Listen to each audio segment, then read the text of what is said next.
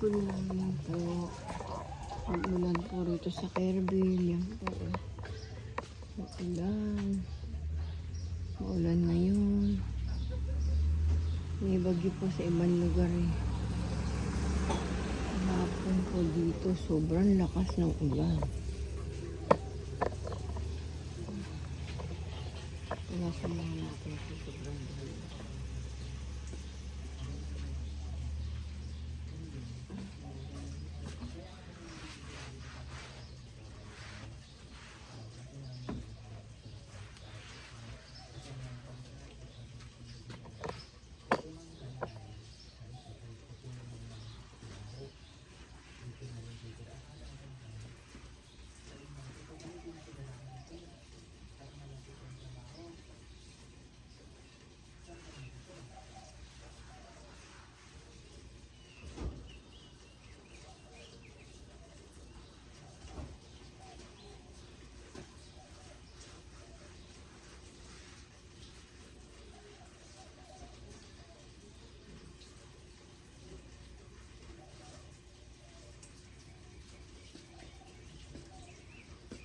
Tanggalin ko lang po ng mga putik.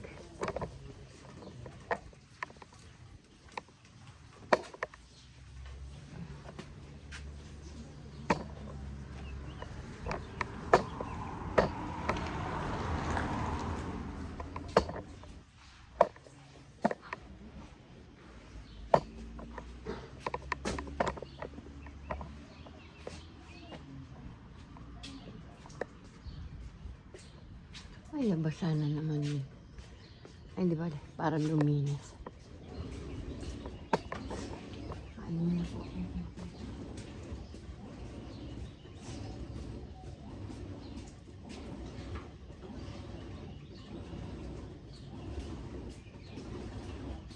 Hindi po sana ako mag-ano.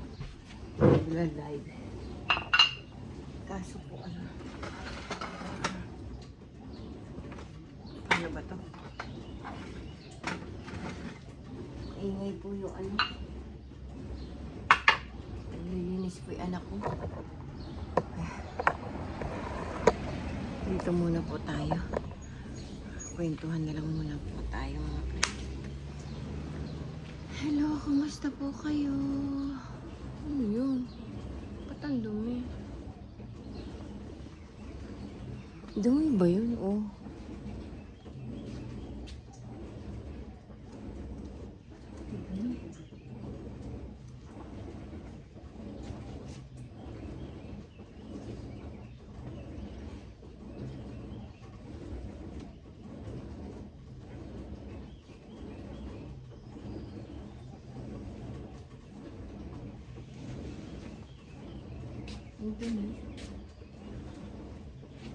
Ayan, kain muna po ako.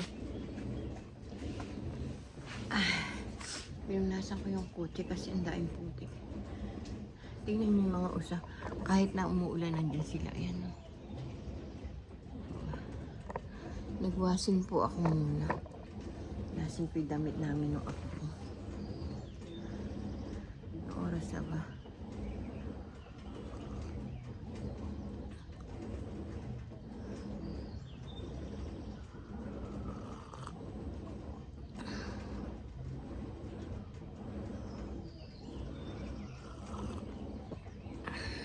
Iti ni apo ko, binata ni apo ko.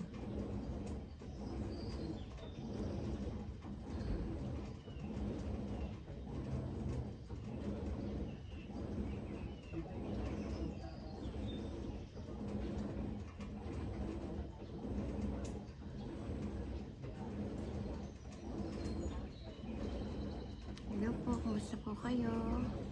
Good morning, good evening. Sama sulok ng daigdig, hello sa inyo. Ano pala, ano ngayon? Webis po pala ngayon. Dapat pala tinanggal ko yung mga ano, yung mga dahon-dahon doon. Pinulog ko. Ay, mamaya ko pulutin ko. Kaso umuulan eh.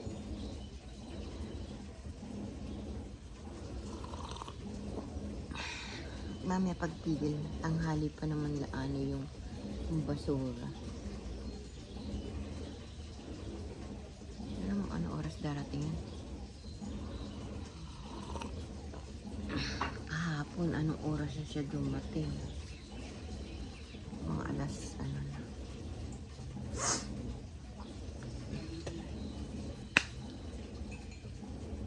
Kain po tayo mga friend.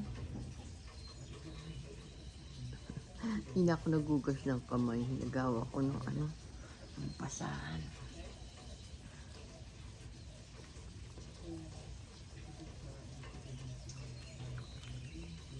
Ang gabi nagutom ako. Hindi pa alam kung ano kakainin ko.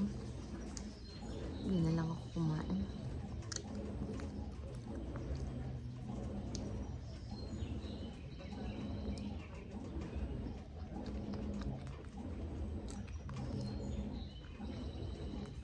Naglilinis yung anak ko doon.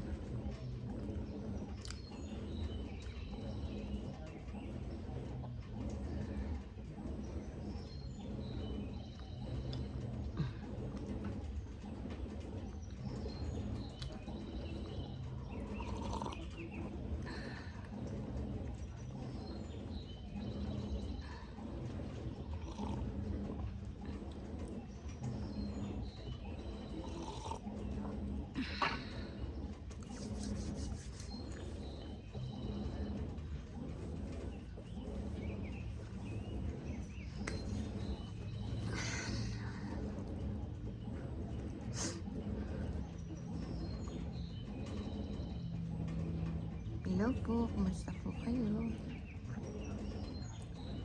Ang daig pong usang mga friend kahit umuulan na yun.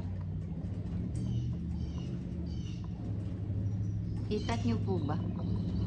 Kahit umuulan sila, ang daig nila. Sige lang sila dito. Ay, friend.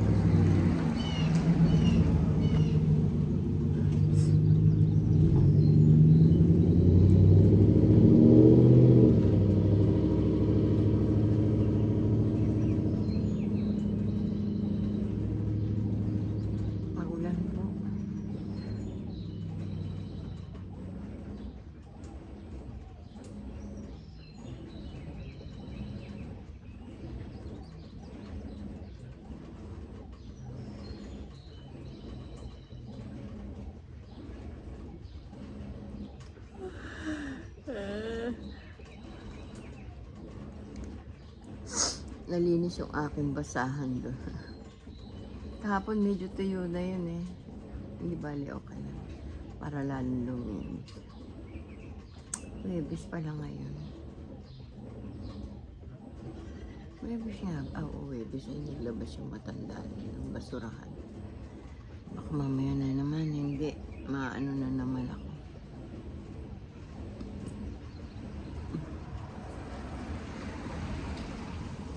Katuwa yung kotse niya.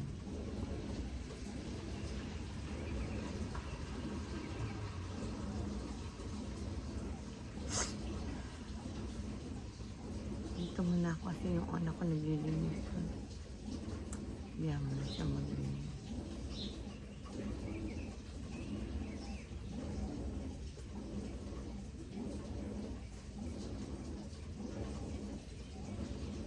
Ikaw ang gaya ko, napapawi ng dahil sa'yo. La la la la la, la la la la la la, na na na, darararan, dariraran, la la la la la.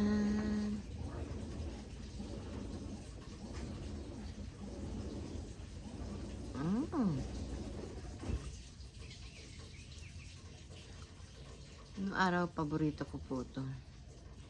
Mayonnaise pinapalaman.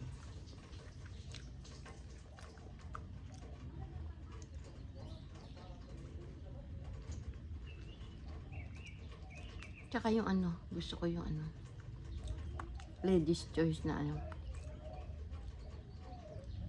Yung may pickles. Gusto ko yun.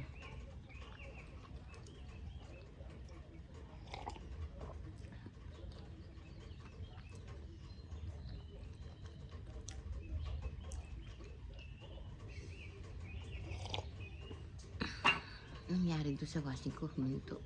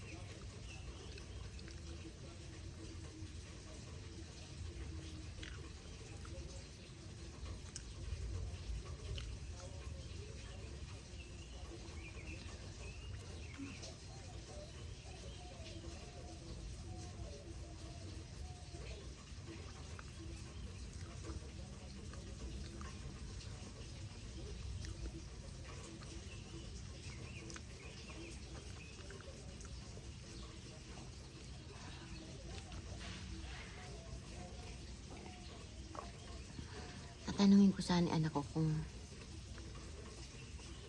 kailan uli yung tingin ng mata ng asawa ko. Hindi ako nagtanong, baka may topak.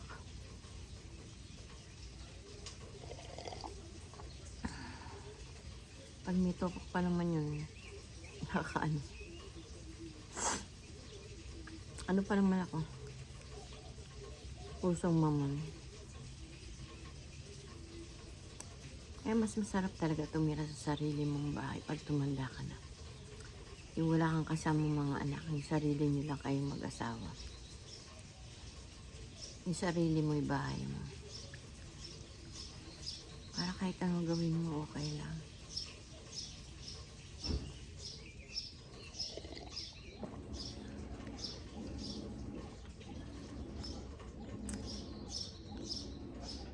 Kahit matulog ka maghapon,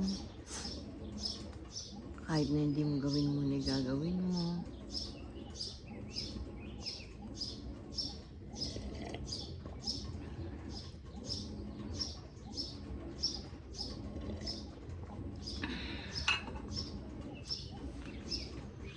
Masarap talaga yung pag matanda ka na may ipon ka.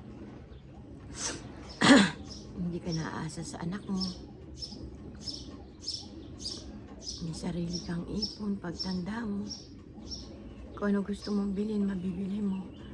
Kasi may sarili kang pera. Mahirap talaga tumanda ng mahirap. Kaya kayo mga kabataan, yung mga may edad na ng 40, 50, ganyan.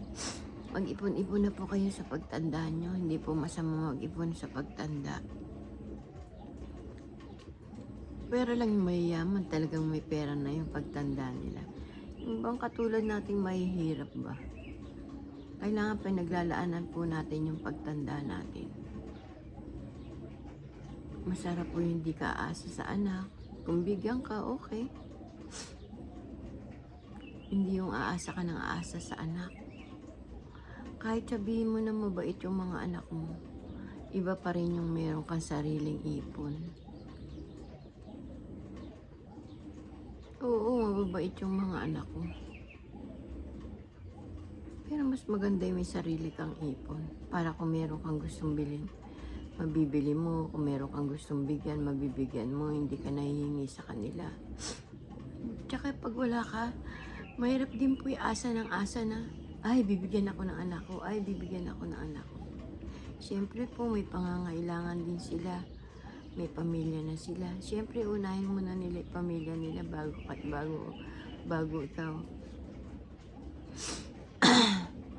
Kaya mas masarap po yung may ipon pagtanda. Kung mababalik ko lang ang panahon, sana ganun ginawa ko. Hindi eh. Kasi, pag may pera po ako, ubus-ubus po talaga ako.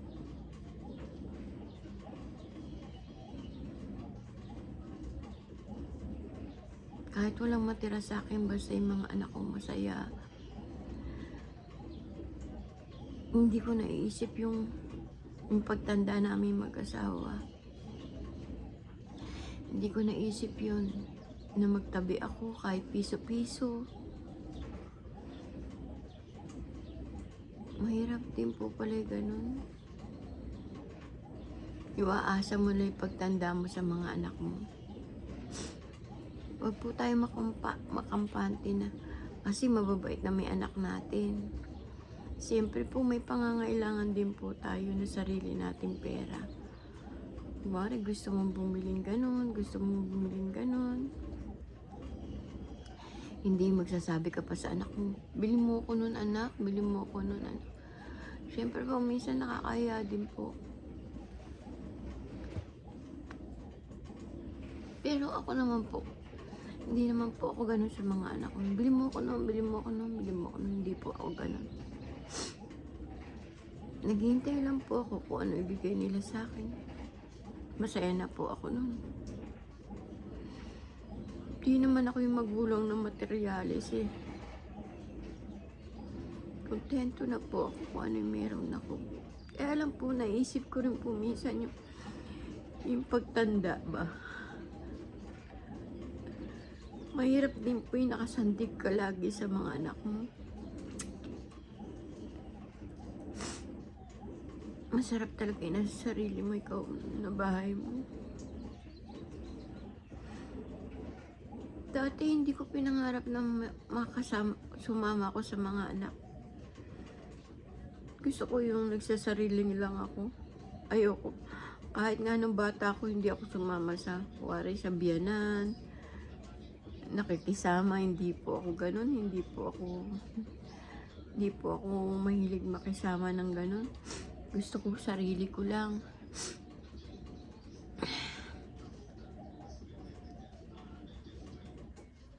Kaya,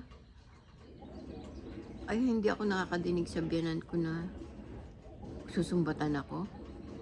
Wala ako nadinig na ganun kasi hindi ako nakisama sa kanila, hindi ako nakiano sa kanila.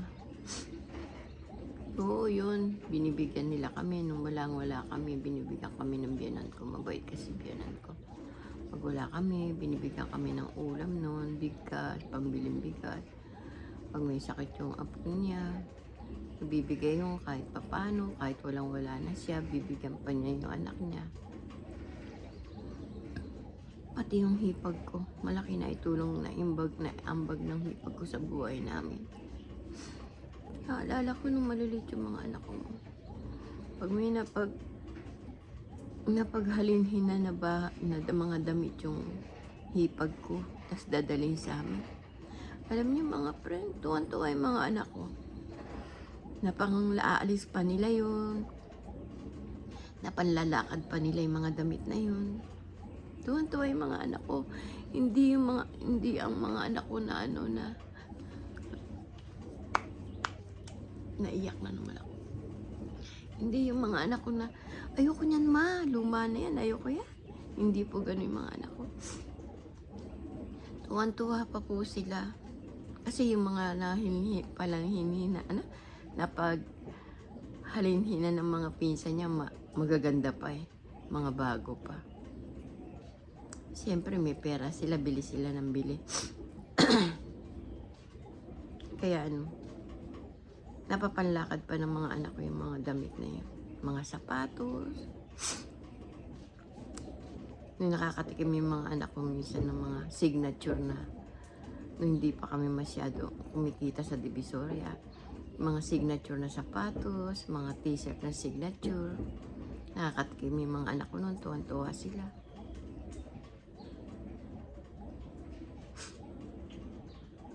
Yun lang ang mapagmamalaki ko sa mga anak ko. Hindi sila demanding. Hindi sila nagdidemand sa ulam. Hindi sila nagdidemand sa mga gamit nila. Kung ano meron sila, kontento sila. Kung ano yung nabigay ko, pinagtitiisan ng mga anak ko. Ganun yung mga anak ko.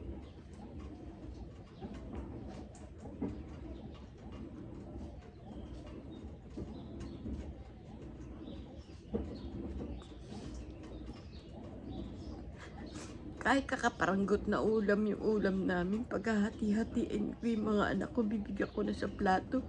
Hindi magrereklamo yung mga anak ko. Hindi nila sasabihin, yan na may ulam natin.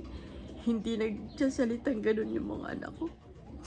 Napakaswerte ko sa mga anak. Kasi nung maliliit sila, naiintindihan nila. Minsan nga po sila pag gumagawa ng paraan para makatulong sa akin. Lalo na po si Raisa. Gumagawa siya ng paraan kung paano kami mabubuhay. Hindi po siya nahihiya kung anong trabaho gagawin niya. Minsan nag-iisip pa nga Mama, bibili ko ng 100 pieces na plastic bag, tapos ibebenta ko. Ang mahal po, ang laki pala ng tubo noon. Gaganon po yan ako. Isa po nagtitinda po yung anak ko ng candy sa eskwelahan. Padiskarte po yung anak ko yun, si Raisa. Alam niyo bang kasama ko pa yung mga anak ko sa pangungutang. Para lang kami makapagtinda kinabukasan, magre-renew kami sa Bombay. Naaabot kami hanggang alas 9 ng gabi doon sa bahay ng Bombay. sa paghihintay namin sa Bombay kasi hindi pa umuwi.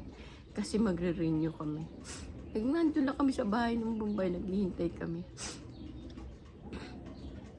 Lahat ng hirap ko, alam ng mga anak ko. Kung paano buhay namin. Alam ng anak ko yun. Kung paano hirap ng nanay nila. Alam niya yun. Alam ng mga anak ko yun.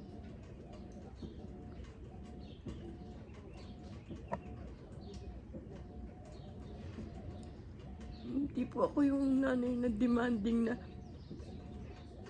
bili mo ako nung, bili mo ako nung, bili mo ako nung. Naghihintay lang po kami ng tatay niya kung ano bigay sa amin. Misa, linuloko ko yung anak ni si Raisa. Anak, padala mo naman kami ng pera ng papa mo.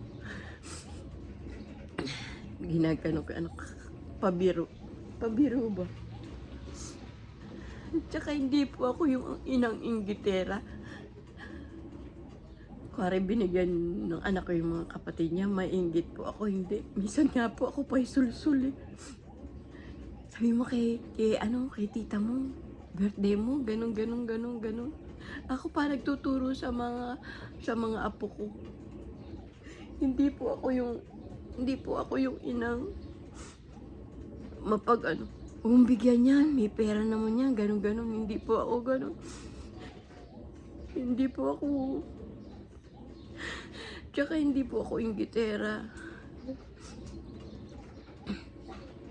Lumaki ako. Hindi ako naiinggit sa kapwa ako. Nagsisikap akong abutin yung gusto kong bilhin. Kamukha nung maliliit pa kami. Siyempre nakikita ko yung mga pinsan ko, magaganda yung damit nila. Tapos kami, wari mga bigay lang ng kapitbahay. Pero makikinis po. Kasi inaano pa ng nanay ko yun, nilalaban niya mabuti. Tapos, kasi po ang nanay ko, iba yung panlakad namin, iba yung pambahay namin. Kaya yung mga binibigay sa amin nung incheck po yung nagbibigay sa amin, amo ng tatay ko. Mayaman po sila. Sa amin po nila binibigay yung mga damit na pinagliitan ng mga anak nila. Magaganda po. Kaya napanlalakad pa po namin. Tuwan-tuwa kami pag binibigyan kami ng incheck na yun. Mabait po sa amin yun eh. Mabait po sa amin yung incheck na yun. Isang pangong malaki, ibibigay sa amin mga damit ng anak niya. Ganun po kabait yung incheck na yun.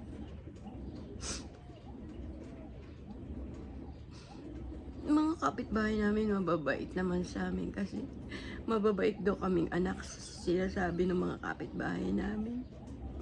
Minsan nga po sinasabi ng mga kapitbahay ko, sana ikaw na lang naging anak ko, Dory. Ginaganon ako nila. Kasi masipag daw po ako, mabait ako. Sobra po kasi ako magmahal sa magulang at kapatid. Alam ng mga kapatid ko yun kung gaano ko sila kamahal.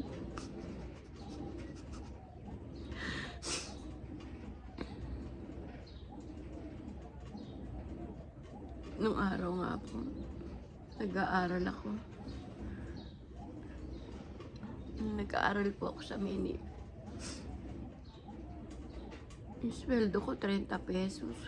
Hindi ko nagagastos yun. Pag uwi ko ng Bulacan, binibili ko ng mga pasalubong yung kapatid ko. Bibili ko ng laruan, ng mga short, stephen. Kasi nung araw po yung 30 pesos, malaking bagay na po yun. Kasi yung mga classmate ko po, naintindihan nila yung buhay ko. Pagka meron silang baon, hinahatian nila ako. Minsan, lilibre nila ako pagka-recess namin. Maswerte rin po ako sa mga kaibigan nun.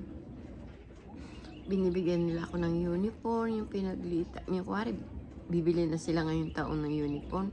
Bibigay po nila sa akin yung sapatos, uniform. Ganun po kahirap ang buhay ko noon. Pero lahat po na yun, kinaya ko yun. May dumating sa akin mga problema. Kinaya ko po lahat yun.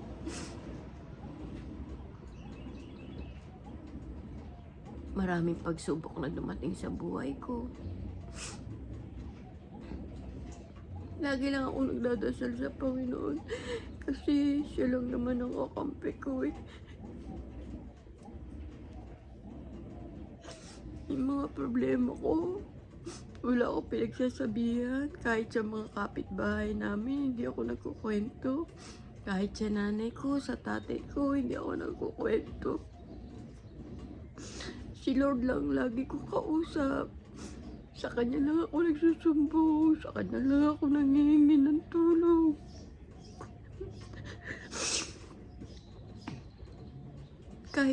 Kahit nung minsan, di ko na kaya.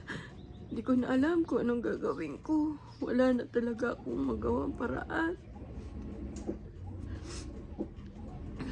Naisipan ko, minsan pumunta ako sa simbahan. Nausap ko yung pare.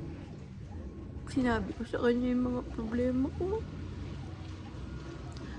Pinag-pray lang niya ako. Tapos umuwi na ako. Pag uwi ko, nag-isip na naman ako kung paano'y bukas. Ewan ko po, ba't ganun ako? Kuwari may problema ako ngayong gabi. Wala, kulang yung pamalengke ko kinabukasan. Hindi na ako mag-iisip na, ay, wala akong pangano bukas. Matutulog na lang po ako. Kinabukasan, paggising ko, tsaka ako kikilos. Kung sino yung makita kong tao, hihiraman ko. Ganun po ako. Kasi man yung hinihiraman ko, hindi naman ako pinahihindian. Hindi na pahiram nila ako. Meron din ako hinihiraman ng may tubo. Hihiram ka ng 1,000, kinabukasan, babalik mo 1,200. Pag hindi mo nabalik nung araw na yun, tutubuan mo siya ng, wari, 200, ganyan. Hanggang hindi mo na ibabalik yung 1,000 yun, tutubuan mo araw-araw. Tinatanggap naman po nung pinagkakautangan ko. Siyempre, ganun po yung hanap buhay nila. Minsan naman po, magre-renew ko sa inuutangan ko. 3/4 pa lang, re-renew ko na. Siyempre, marami madidinig na salita-salita doon. Pero kung tutusin, pabor po sa inuutangan mo yun, di po ba? Dahil wala pa 1 buwan, mababayaran mo na yung pera nila. May tubo na kagad. Tapos, umpisa na naman ng araw ng bilang ng pangungutang mo. Ganun po ang buhay ko. Mahirap po na hindi ko maintindihan. Nauwi naman tayo sa kwentuhan. Yung apo ko baka hindi pa nagising. Naimot-imot na naman si ate. Nagtamang kwento-kwento na naman ako. Teka, baka tulog pa po yung apo ko. Gisingin ko lang.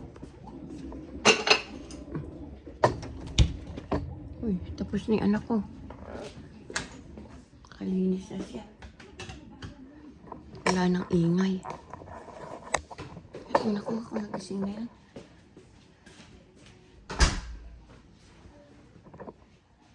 Kaya po ako lumabas kasi maingay.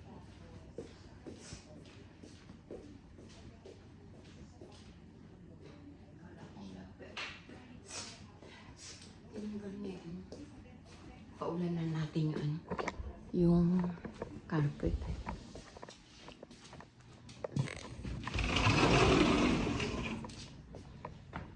Sayang to carpet na to. Kabibili lang to.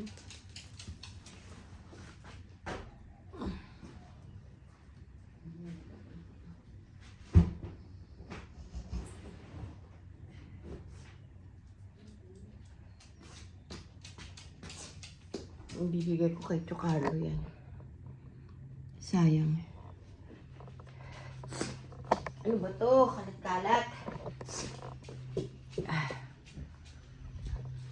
Pulis po tayo mga friend. Naglinis yung anak ko. Oo ba yan? Kunin ko lang po yung walis.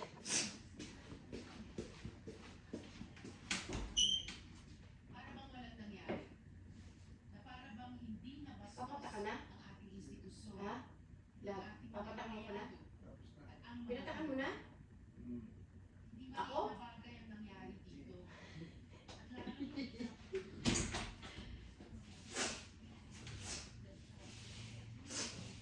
Ito po yung anak ko.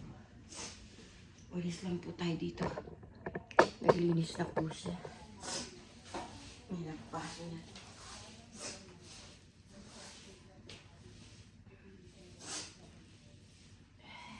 Naiyak-iyak na naman si Ateng. Ay, ako. Pag naalala ko yung buhay ko, nakakaano po talaga.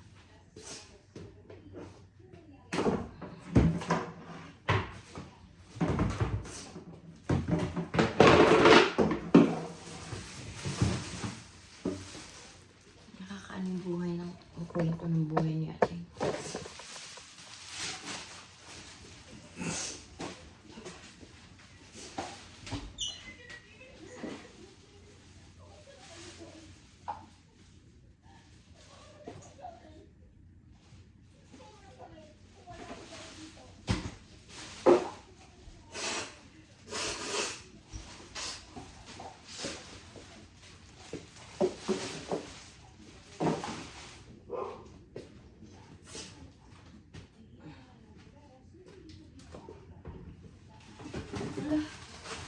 Aray ko.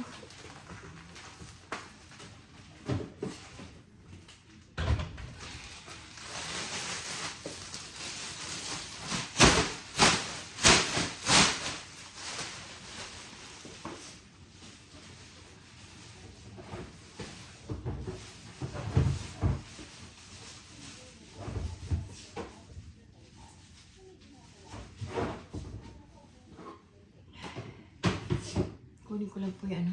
Ay, sige po mga ka-senior. Thank you po. Mga ka-senior, ingat po tayo sa kalusugan. Mahirap po magkasakit. May pera o wala, lalo ko walang pera. Mga kabataan, mag-aral kayo mabuti. Maging mabuting anak. Mahalin yung magulang nyo. Mag-aral kayo mabuti. Masarap ang may pinag-aralan. Shoutout kay Jason sa aking pamangkin. Jason, kumusta ka na anak? Love you. Sige po, bye-bye na po. See you tomorrow. Thank you po sa mga nagsusubscribe pa sa akin. Kung sino po hindi pa nakasubscribe, pa-subscribe po para ma-monetize po ako. Thank you po para magkaroon ako ng trabaho, magkaroon ako ng income, pambiling gamot. Thank you po. I love you all. God bless always po. Sana nasa mabuti kayong kalagayan. Bye-bye po. I love you all. Thank you po sa mga bago kong subscriber. Sa mga nagsusubscribe po sa akin kahapon. Thank you po. I love you all. God bless always. Bye-bye.